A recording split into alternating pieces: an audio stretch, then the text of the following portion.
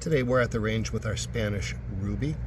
It was used by the French military in World War I and is basically a copy of the Colt 1903.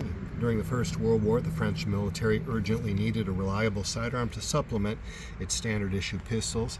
They contracted with several Spanish manufacturers for the Ruby. Ruby was widely used by French soldiers. Its reliability and effectiveness in the field made it a valuable asset during the war. After World War I, the Ruby continued to see service in various militaries and police forces around the world. Ours bears the military acceptance marks from the French on the bottom.